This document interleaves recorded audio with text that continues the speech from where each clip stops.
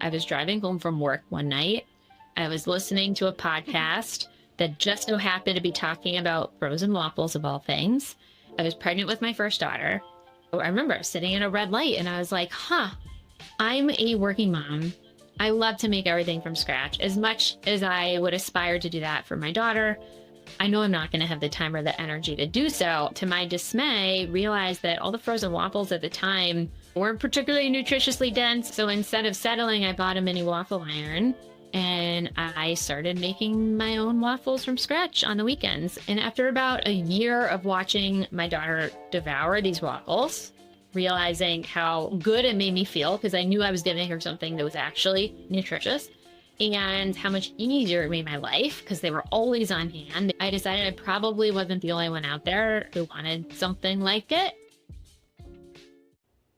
Hi, everyone, and welcome back to the Perfect Bite podcast. I'm your host, Sarah Perkins. Who doesn't love a waffle? Warm, fluffy, like a big blankety hug on your plate. Sure, you can find toaster waffles in every freezer aisle, but once you read the ingredients list, you may want to let go of the box. Evergreen Waffles are here to the rescue. Full of nutritious ingredients and creative flavors, these frozen waffles are hitting your favorite stores across the nation, bringing you a quick, healthy, and delicious breakfast for the fam. Please welcome founder of Evergreen Waffles, Emily Groden. Emily, hi. Hi, thank you for having me. Thank you so much for being on. I feel like you're someone who's been in my ear, like hearing your name and hearing about Evergreen Waffles for years now. So I'm just so excited to chat and hear your story. Thrilled to be here. And you've even got all your babies behind you, if everyone's just listening in. The whole fam. Yep. Always representing. Well, you have such an interesting career journey that led you here to Evergreen. I'm really excited to chat about it, but I always love to start at the beginning. Talk to us about when you first fell in love with food. What were your favorite foods as a kid? Were waffles in that mix? And what was eating really like growing in your house growing up? I have loved food for as long as I can remember. I was a competitive swimmer growing up. Me too. Through college, actually. You were too? Not at your level. I saw you were varsity into college, and I ended up like that first quarter of college. I was like, I got to focus on some other things, but grew up loving swimming. And it's so good for you. Then you know, as a swimmer, how much you need to eat to fuel your body. Yeah. Yep. And I always joke, I'm like, I think maybe my favorite thing about swimming was the fact that I could just eat whatever I wanted, whenever I wanted. Yeah. I did not grow up with a very healthy diet. I think that I ate Fruity Pebbles every day for breakfast for several years in a row. We were like a classic household of the 90s, didn't see a piece of whole grain bread in my house growing up. Loved Lunchables and all the processed foods. It wasn't until I was in college that I started to think about maybe eating better. And I say think very intentionally because I took a class. I was a psychology major at Yale, and I took a class called the Psychology, Philosophy, and Politics of Food. And it talked about a whole range of topics, from the Paris study, where it asked the question, like, why are Parisians who eat all of the refined flours and chocolate and these foods that are like quote unquote off limits in America, why are they so much healthier as a population than Americans? And it just started to make me think for the first time about like what is in our packaged food in America.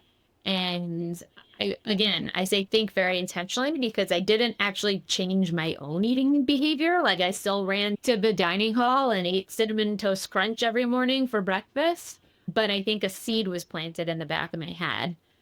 Then I went on to law school. And in my third year at Harvard Law School, there was a course called the Food Law and Policy Clinic. And it was part seminar, part kind of working clinic where you worked under the supervision of a professor. And it was a very similar syllabus as this course that I'd taken in college. We learned about the horrible quality of federally funded school meals, how ketchup at the time was considered a quote unquote vegetable for federally funded school meals, and how just all of the things that you would find in your packaged food that you wouldn't expect to be there. And that's when I finally actually started changing my own behavior and focusing much more on cooking for myself, making things from scratch, trying to cut out all of the processed junk that I had grown up on. And so that's when I fell in love. I'd always been in love with food, but that's when I fell in love with how eating real food can make you feel so much better. Yeah. And agree, like grew up in the Midwest. I know my parents were just doing the best they could, as well as, like you said, 90s, early 2000s. It was from the 80s as well, like the convenience culture and like diet culture, but it wasn't actually good for your diet because it was Right. all these packaged goods. And so I give them grace. Like it's really hard Oh, when like, 100%. yeah, It it just was, wasn't taught I think the same way. I think that the minority of households were those who were thinking about eating not processed food. Like all of us were eating the same things. My lunch looked the exact same way as all of my friends at school. So it was definitely the norm at the time. But yeah, and then one of the other things that I learned in that law school class was the kind of rise of obesity was very much correlated to diet culture, because all of a sudden packaged foods were taking out fat because fat was all of a sudden maligned. But foods don't taste very good without any fat in them, so to make them taste good they pumped them full of sugar, and like lo and behold, that's when obesity rates took off. So yeah, so I just got really fascinated with, okay, we should be able to eat these delicious things, we should be able to have these convenient products, but can't they be so much better Yes. than they are? And really, so if you think about it, from the time I took that course in law school to the time that I started Evergreen was 5 full years. But I think the writing was on the wall at that point that I was going to do something in food. I just didn't know it at the time. I like pushed it aside and continued on my journey. I'd always dreamed of being a corporate lawyer. So very much had blinders on, didn't see the writing on the wall. But if you look back, if you dig back into my history, it's not totally out of the blue that I'm sitting in the seat I am. No. And like kudos to Yale and Harvard for having classes like that. I wish that that was almost part of like elementary and high school curriculum, just in public schools too, where we're talking about the things that actually affect our lives. That's a whole other rabbit hole, but so cool. And it's like you were like, oh, yes, I'm going to be a corporate lawyer. I'll be in house, I'll be general counsel. But you ended up in Chicago, a truly, and in the world, one of the most storied hospitality groups. You ended up as general counsel for the Alinea Group. Holy cow. And then you were working with Tock at the same time. So, the food tech side of things, the hospitality side tech of things, from the best of the best that you can get. And you were probably seeing the ingredients they were using fresh, pure, but done in a very cool way. Yeah. So when I graduated from law school, I moved back to Chicago, where I'm from. I started working in a big law firm in corporate law, as I had always planned, kind of like check, check, check. And within about a month of starting, I had this horrible realization that I did not love corporate law. It took me very, very little time to realize, like, oh, this is not making me jump out of bed in the morning, really excited to get into the office. It did not make me tick. And I kept going back to, when I wasn't in the office, what did I want to do? I wanted to be in the kitchen. I wanted to be cooking. I wanted to be baking. When I watched TV, I watched food TV Yes. shows. I was obsessed with food again. And when you look back at my life and my love of food for as long as I can remember, none of this is surprising to anybody, but for some reason it was surprising to me. I was watching the show Chef's Table on Netflix one night, Yes. and I saw the episode about Alinea and Chef Ackett's. And I'll never forget, I was sitting on my couch and I was so overwhelmed with inspiration in the moment. And I was watching Chef Ackett's and the other folks at Alinea talking about their craft, and their passion for what they did was so apparent. And it was so apparent to me that I did not have that passion for what I was doing that in the moment I opened my laptop and I Googled Nick Kokonis, who co-founded Alinea with Chef Achatz. I found his email address and I sent him a cold email. And basically, I gave no thought to it. I just banged it out. Hi, I'm Emily. I'm a lawyer who loves food. Attaching my resume. Are you looking for a in-house counsel? Closed my computer, went on with my life. I assumed I'd never hear from him. 18 minutes later, my phone buzzed and it was Nick. And he basically said, like, wasn't looking for in-house counsel, but you're kind of intriguing to me. So why don't you come in and chat? And 2 weeks later, I was hired to be the general counsel of Alinea. Holy cow. And then, as you said, I ended up splitting my time kind of 50-50 between Alinea and Tock, which is the reservation software that Nick and team founded to address kind of the gaps in reservation software that they were experiencing with the restaurant group. And it was amazing. I mean, for a lawyer who loved food, I thought like, oh, I have made it. I will stay here forever. It can't possibly get better than this. This is such a perfect way to blend my love of food, my love of cooking from scratch, as you said, with my training. And so I was there for 3.5 years. But while I was there, I was driving home from work one night. Total serendipity. I was listening to a podcast that just so happened to be talking about frozen waffles of all things. And I had never thought about frozen waffles before. You asked earlier if I was a frozen waffle consumer as a kid. We were not a big frozen waffle house. Like, as I said, we were a big cereal house. So I'd never thought about frozen waffles before. I don't think I ever would have thought about frozen waffles again. That I think the podcast would have gone in one year and out one year, out the other, except I was pregnant with my first daughter. And kind of the Cliff Notes version of the podcast was that it was talking about how frozen waffles is this huge category in grocery retail. And at the time, it was 80% that brands that we all know. Yes. And will not name here. And it just made me stop and think. You know, I remember sitting in a red light and I was like, I'm a working mom. I love to make everything from scratch. As much as I would aspire to do that for my daughter, I know I'm not going to have the time or the energy to do so. I'm going to need staples like a frozen waffle for her. There's apparently another 20% of the market that's not that brand that I will not name. And so I went to Whole Foods looking for what that other 20% was.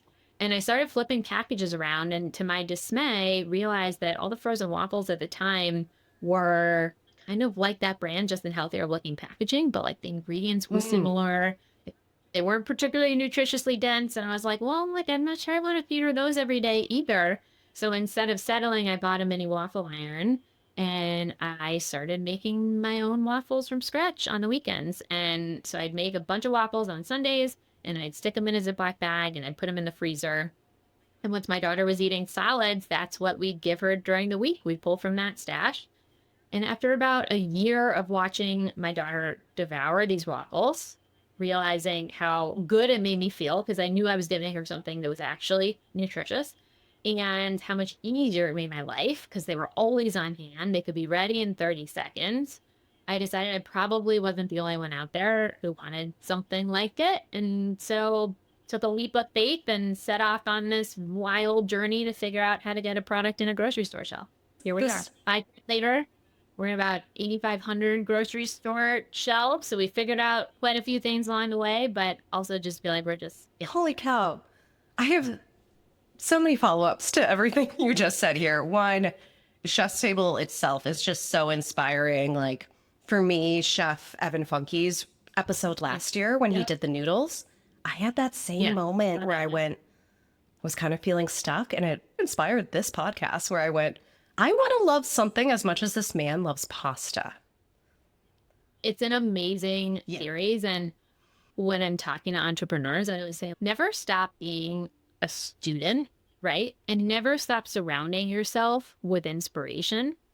And I tried to do that still to this day when I feel like the need, like a little fuel on my fire.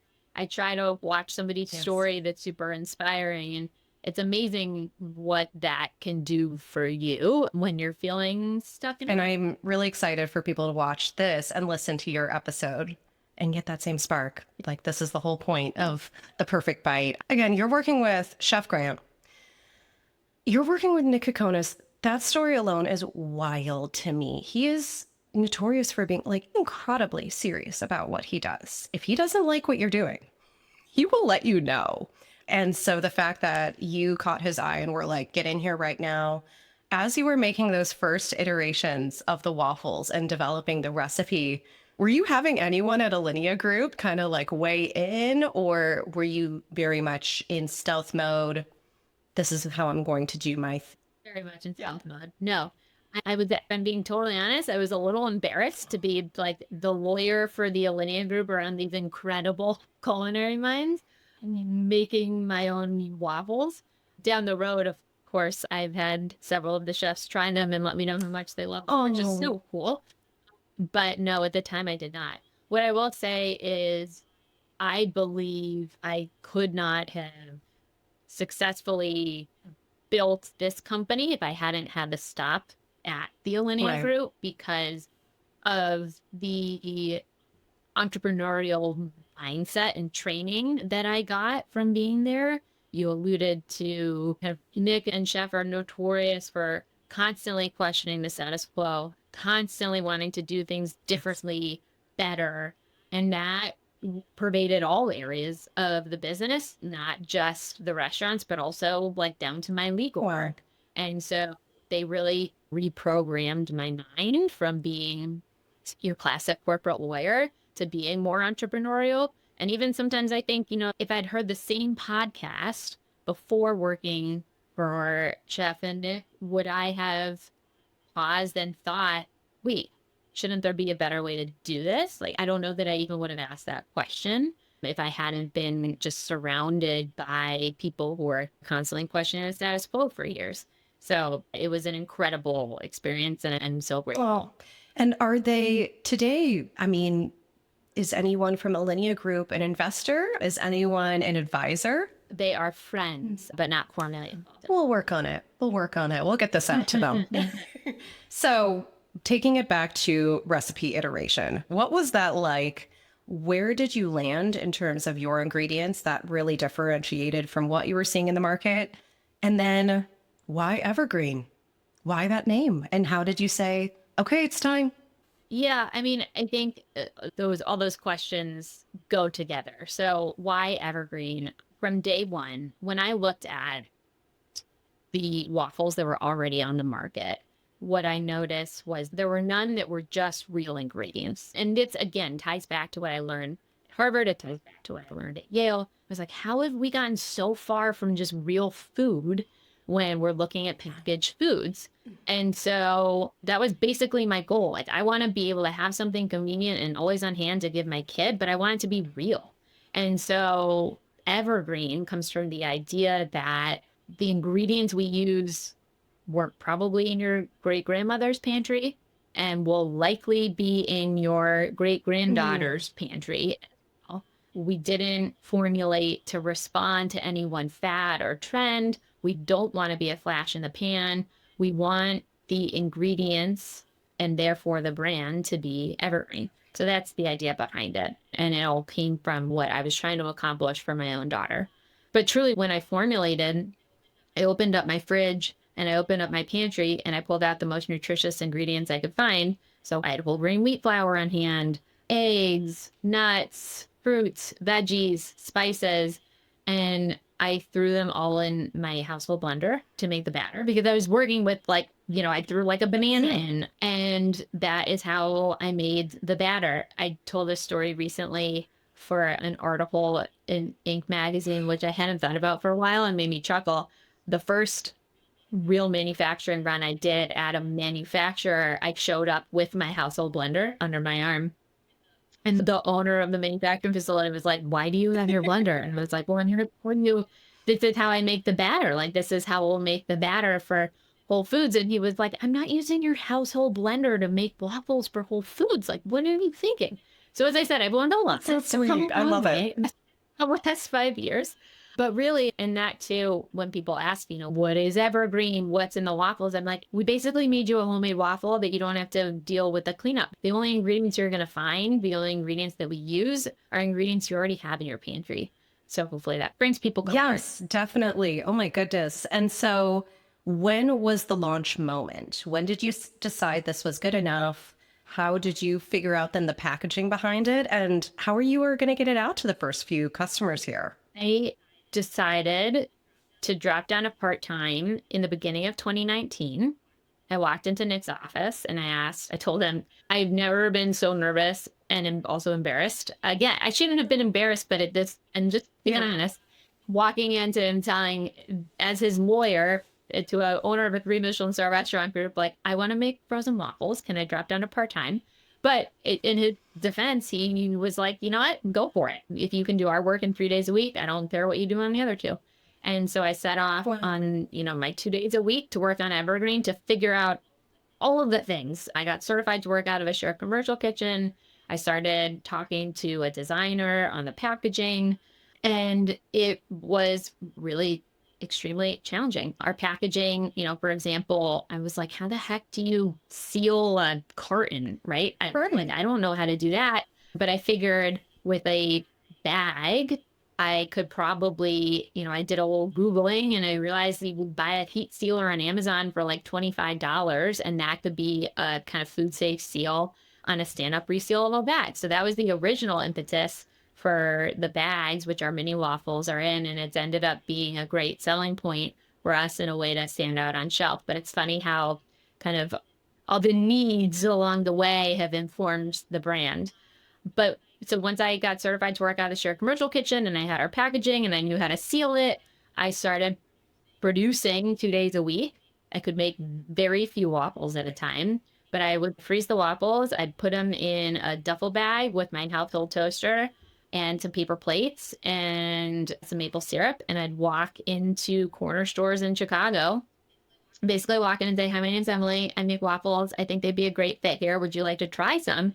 And much to my surprise, all of the owners said, sure, like, come on back. You can plug in your toaster. And I toasted them up waffles and they loved them. And so got into our first store in Chicago was Olivia's Market in Bucktown. And then kind of tipped off a few other corner stores in the city. And perhaps with an inflated sense of confidence due to my early win, decided, okay, I'm going to reach out and send a cold email to Whole Foods and see if they're interested. And Whole Foods, has a local program where they look for local products. They're incredible supporters of local vendors. So sent a cold email basically saying the same thing. My name's Emily. I make waffles. I think they'd be great at Whole Foods. Can I drop some samples off? And they said, sure. And a few days later, got an email back saying, we love these. We'd love to bring them in. How many stores do you want to be in? So we launched in second week of March 2020 in 28 Whole Foods in Illinois. Oh my goodness. That was the launch, which is a whole other podcast topic, launching kind of the week that the world shut down. Definitely. Yeah, a lot of folks I've talked to on this have been like, I started my concept in February or March of 2020. And I'm like, it really teaches you resilience and hopefully is one of the hardest things that you'll go through then as you're building. Well, the challenges never stop. 2025 is also very difficult, as folks say. There are challenges every day, but it's, part of the fun of being an entrepreneur. It is never boring. That's for sure. This is incredible. You are an amazing example of shooting your shot and just seeing what happens. And if you have the right intention, the right market that you're also hitting, it's going to go over well. And it's going to be all about the timing here as well. Even looking at the packaging behind you right now, funnily enough, it reminds me of the rainbow of Fruity Pebbles, but you've made your own version that's finally healthy and you've brought it full circle.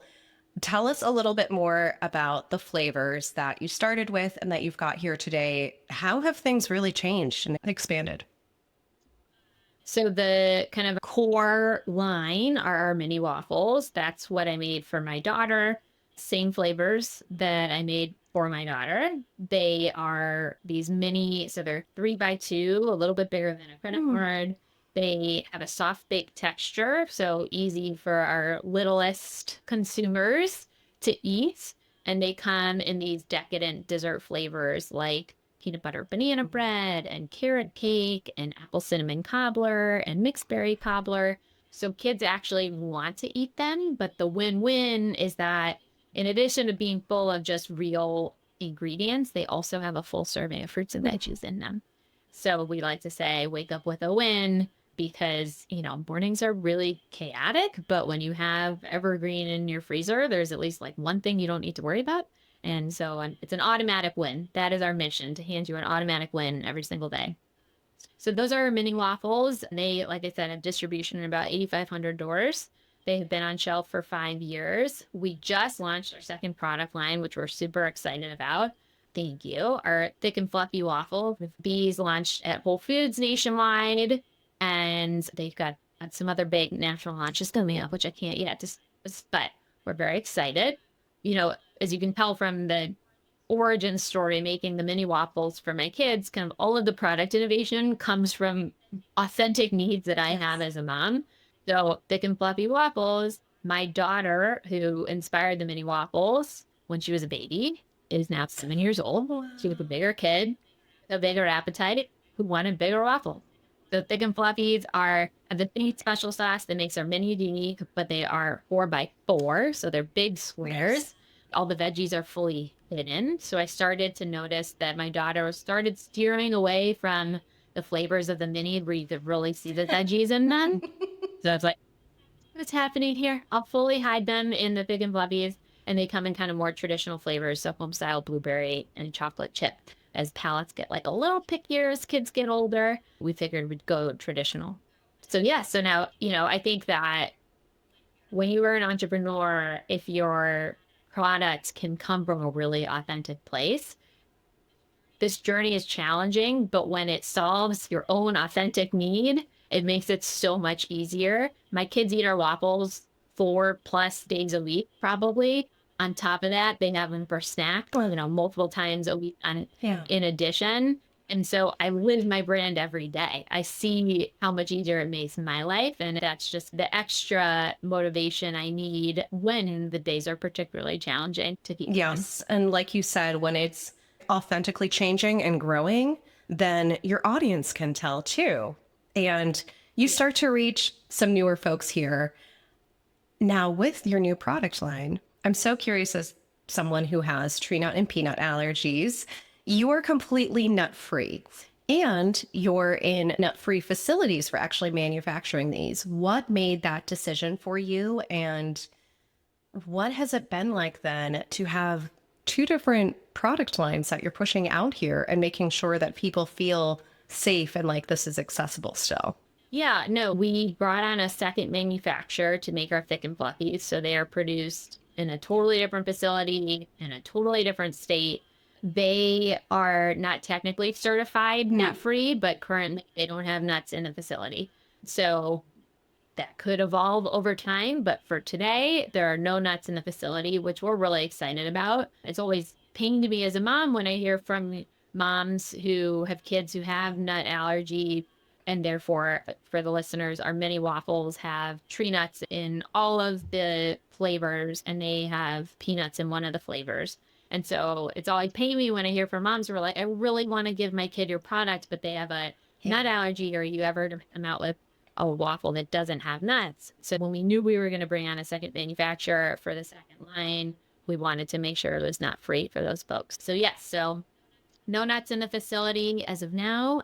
So they are fully Amazing. And thank you for doing that. That's really special. And it was, again, something you listened and were like, just because I don't have that problem doesn't mean I don't understand that there are a lot of people that do. And it's about 10% of the population has food allergies at this point. So it's definitely something to look out for. It's so hard and so stressful. And we have a ton of friends whose kids have food allergies. And so we were happy to be able to. For real. So in addition to just hearing from folks feedback in terms of ingredients and who can buy this, what are some of the other biggest challenges that you faced with building this brand and a product in the space?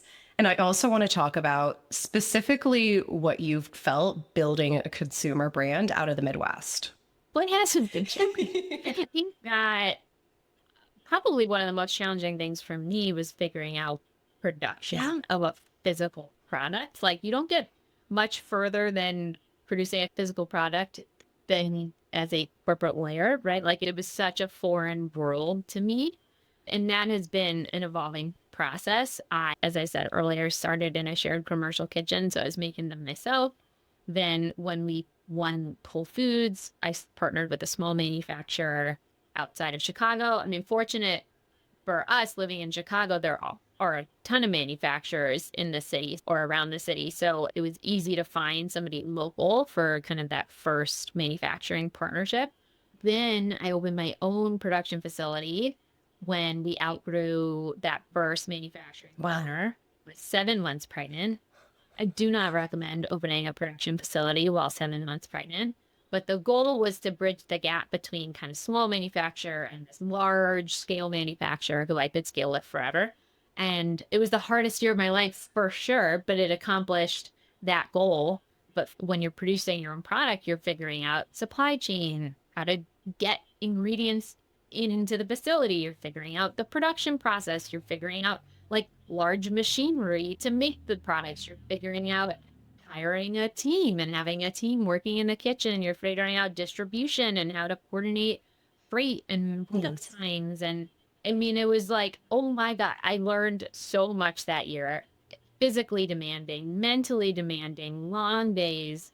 But what it did teach me was I learned everything about our manufacturing process. And I also gained an appreciation for how hard it is and how amazing manufacturing partners are. I have so much respect for people who manufacture physical goods. And I think it has made my relationships now, once we graduated, we outgrew that facility and I was successfully able to bridge the gap from small manufacturer to large manufacturer. So you transitioned over again to a manufacturing partner. So all of our manufacturing is outsourced. But because I know how hard it was and appreciate what they do, it's made my relationships with our manufacturing partners that much stronger. And because I respect their craft, I have so much respect for what they do. But that's been hard. It is really hard as an emerging brand as you are scaling and until you have a ton of distribution to get your foot in the door of these large manufacturers. Fortunately, we're over that hump now, but that has certainly been one of the biggest challenges. Definitely. And what have you noticed in terms of working with wholesalers like Whole Foods and your other nationwide brands that you're with versus D2C and selling from your own site? Yeah, we do very, very little D2C as a frozen product. So almost all of our business is with our wholesale partners who I love. We are fortunate to have really strong relationships with our retailer partners. I really believe our buyers at those retailers understand the vision. They see that we're filling a need that previously wasn't filled by any brand. And so they really leaned into us as a brand and supported us and supported our new product launches. So I love being a retail forward brand. Again, I don't really have a choice. It's difficult to ship a frozen product in any sort of margin efficient way, but I do really love being in stores. The other thing that's really one of my favorite things about building a brand like this is now that we have the distribution we do, we're sold in every state in the US. Most people that I know from various chapters of my life can find our products in their local store. And so I get pictures and texts all the time from friends of their kids. And these are like friends from growing up, friends from high school, friends from college, friends from all different chapters of my life. I had a friend who lives outside of Seattle send me a text of her baby holding a bag of Evergreen. And she was like, it's like you're here giving her a hug every morning. And I almost cried. That is so it's sweet. just so cool. And I feel so privileged to be a little part of people's morning routine and be a little part of their family experience. So I take none of it for granted. I feel so blessed. I'm going to tear up. I mean, that is the dream for anyone who starts something, is that you're just hoping to change people's lives for the better in some way. Yeah. And especially in the case of food, like you want people to feel your love. And I love that someone can feel it 2,500 miles away in your case. And the beauty of working with these distributors is you are reaching new people all the time too. Not only do you have your cheerleaders from the past and present, but you're going to always constantly then get new fans who are people you don't know completely. Talk to me a little bit more about your marketing and how you focus on content. I love that your social media is always full of like lots of kid moments, But even as a 35-year-old woman, I'm going to say, like, again, who doesn't want waffles sometimes and feel really good about it? 100%. No, our messaging does focus, and it was an intentional decision to focus our messaging on families with little kids. Because I think if you try to talk to everybody, particularly at an early stage, you end up talking to nobody. And there really isn't another waffle on the market who is talking to that demographic. So you'll see a lot of our content on social is kid focused, but we also like we're tagged in stories of bodybuilders and athletes because it's a great fuel source. We get tagged all the time, like busy young professionals, right, who don't have kids, who are like, this is the best breakfast to eat as I'm running out the door to get into the office. So it is really fun seeing just like the whole gamut of who uses the product.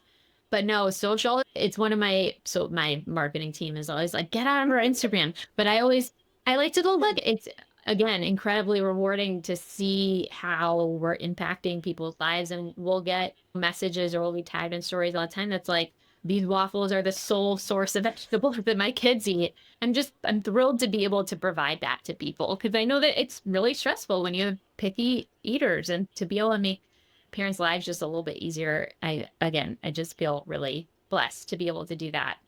We have to date focused marketing really bottom of funnel. We tried to be really disciplined and basically spend our dollars as close to the checkout register as possible. And so for us, that has looked a lot like in-store demos. If you are at a Whole Foods or you're at a Sprouts, you might see one of our own brand ambassadors in there giving away samples of our waffles. I think our waffles are delicious. And so the more mouths we can get them into, preferably as close to the checkout register as possible, the more units we sell. We've invested a lot in retail media, which is basically like sponsored product ads on Instacart or Whole Foods Market on Amazon or, Walmart Connect to make sure that when you type in waffles, you see Evergreen as an option. And then we do a lot of just like regular old trade spend, which means in-store promotions. So putting ourselves on sale to drive trial. And like I said, we really believe that if somebody tries us, they're going to love us and we're going to become a part of their routine. So those are not like the sexiest marketing tools, right? We don't engage a ton with like the big macro influencers of the world, but we do find that those tools have been what has really caused trial and therefore repeat purchase. So it's cool. Most of kind of our social content is just totally organic. So cool. Which I send maybe 12 months ago, I sent our VP of marketing a text and I was like, are we paying these people to post about Evergreen? And she was like, no, like these are just people finding us on shelf, really excited about it. I was like, that is amazing. I'd never dreamed that this many people would care enough about the product that they want to talk about it on social media. I mean, UGC is the dream, again, that you're not paying for because that means it's really resonating with your audience and they want to share it somehow. So before we get into our last few questions about just your future and what you really recommend to others, as well as the world's best and hardest question, we got to touch really quickly on CPG trends right now. You mentioned, athletes, bodybuilders might even tag you. We're in protein central right now. It's not that protein's bad for us, but now everything is proteinized. Are you guys leaning into that at all? I mean, you are Evergreen, but what are your thoughts on that and anything else that you're seeing in CPG right now? Yeah, no, protein's definitely a thing. We have a call out on the front of our packages because our mini waffles have 4 to 6 grams of protein per serving, depending on the SKU. And our thick and fluffies have 5 to 6 grams, depending on the SKU. But that's just naturally occurring, right? That's whole grain wheat flour, that's eggs, that's nuts. And so we're really proud of the protein content and that it comes from a natural source. We, of course, talk about protein all the time internally. Yes. Like, do we do it? When's the time to do it? How do we do it? So I'll say TBD on that.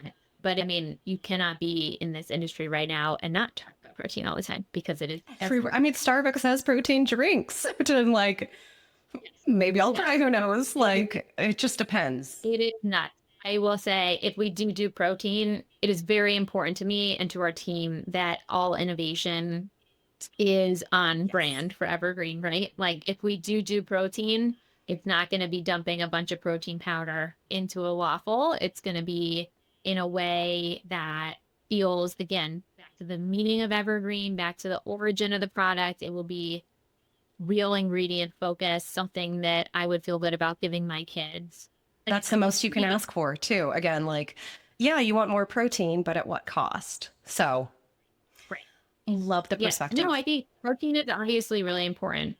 I think some folks do it really well, and some folks maybe don't eat protein in that product. But so if we do it, we'll do it in a really thoughtful I way. love it. I think everything about your journey has been so thoughtful. I'm really sad we're in our last few questions. I always am like, darn it, how did this happen? Let's talk about what you've been most proud of so far and how you want to continue to grow. What do you think is next on the journey? Yeah. I mean, what I'm most proud of, I am really proud that we have stood strong on our guardrails. It is not easy or cheap to make products that are different, Yeah. right? Like all these manufacturers out there have ways in which they know how to make products. They have ingredients that they already source. Coming in with your own formula, your own recipe that uses different ingredients that are maybe more expensive or maybe more finicky on the line is difficult. But again, we really believe in what we stand for. And so we've stayed really strong. So, we still use all of those ingredients that I started the journey with. We still use whole grain wheat flour. We don't use seed oils, we use avocado oil. We still use real fruits and veggies and spices to do the flavoring. We don't use, certainly no artificial flavoring. We don't even use natural flavoring because, like, I want my kids to know what real blueberries taste Yeah. like. And so there have been many, many times along the way where a retail buyer has maybe said, like, hey, could you amp up the blueberry flavor with some natural flavoring? And I'm like, no, we're going to figure out a way to amp up the blueberry flavor, but we're going to do it in our own way. So I'm proud of our team for defining our guardrails and sticking to them, even as we've scaled. And in a lot of ways, it's gotten harder Yeah. and harder to do so. Where will we go next? My goal, my dream for Evergreen is to be the kind of one-stop breakfast solution for families everywhere. That breakfast solution that families can trust, that families can feel really good about giving their kids. We've intentionally branded Evergreen so that we can build a platform of products and continue to roll out new product lines when the timing is right. And so I think you can expect to see some more fun innovation from us in the future. I can't wait. And I know everyone else listening can't wait either. What's one piece of advice you'd give someone who's looking to be an entrepreneur, start something on their own, whether it's within food or any other industry? You said it earlier, take your shot. There's so many times along my journey where, for whatever reason, and when I was a kid, I would have said, like, I'm somebody who, like, sends that cold email or picks up the phone or slides into your DMs. But apparently, I am that person. And there are so many junctures along the way where, like, I would not be sitting here today if I hadn't opened my computer and emailed Nick a text. I would not be sitting here today if I hadn't decided, like, yeah, Whole Foods should get samples of our product. And I think it's a lot easier to not send that, right? It's scary. And as I said, as I admitted, like, embarrassing at times. But I think if you sit back and ask yourself, what's the worst that can happen? Oftentimes it's like, okay, you might get a no. But with that no, maybe you'll get some helpful feedback on your packaging or the texture or the flavor, right? That can inform and improve the product so that when you go back for round two, maybe it's a yes. So I think always shoot your shot. And also, don't be discouraged by the no's.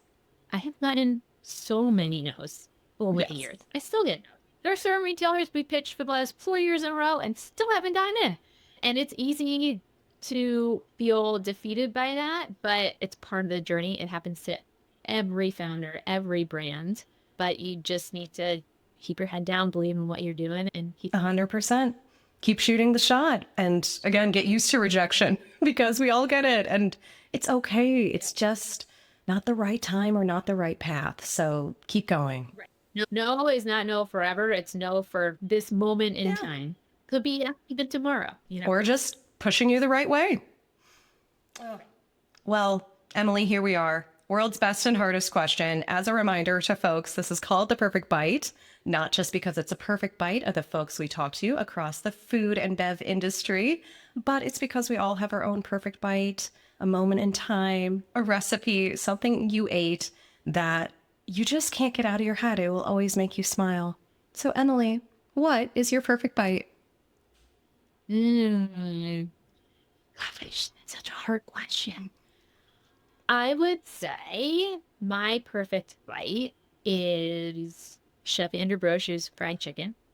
He was the opening executive chef at Roy Yes. which was one of our Oh, so good. so good. He moved back home to Savannah during COVID and opened a restaurant in Savannah called Brochu's Family Tradition. It has the roaster fried chicken on there, among many of the other classics. Chef Brochu is a great friend, and my husband and I had an opportunity to go and try the restaurant earlier this year, and it was like, talk about an experience that filled your cup. Seeing him in his element, eating all the roaster food again that I've always loved so much, and just like seeing his and his wife's personality all over the restaurant and watching them do their thing in such an incredibly successful way was really cool. But getting a bite of that fried chicken, which I hadn't had in years, again, was the perfect. Oh my gosh. So if anyone's interested, go visit Brochu's Family Tradition. Hopping on a plane right now because good to know. I learned that now too. And I love that your bite was home focused, filled with love, real ingredients, and with the highest expectations that you'd find anyone that's been with the Alinea Group. So it's perfect for you. Yeah. Emily, this has been incredible. Can you let folks know where to find you? So generally where they can buy Evergreen Waffles, as well as the website and your social accounts. Yes. So website is eatevergreen.com. Social accounts are at eatevergreen across all channels. And then you can find us, as I said, in 8,500 stores across the country. We're in Whole Foods nationwide, Sprouts nationwide, Kroger nationwide. We're in select Targets, the super Targets. We're in select Walmarts and a whole bunch of other places. But you can find us. We're the really bright rainbow packaging in the waffle aisle, and really grateful for your support. Well, I can't wait to go pick up some bags now and enjoy a little bit of love here in Ohio. Emily, this has been wonderful. Thank you again. And thank you everyone for listening in. You've been listening to Emily Groden's Perfect Bite. Thanks for tuning in to The Perfect Bite today. You can listen to future episodes on Apple Podcasts, Spotify, and anywhere else you listen to podcasts. Thanks in advance for subscribing, rating, and reviewing. You can follow The Perfect Bite on social media at Perfect Bite Pod. Now go get something good to eat.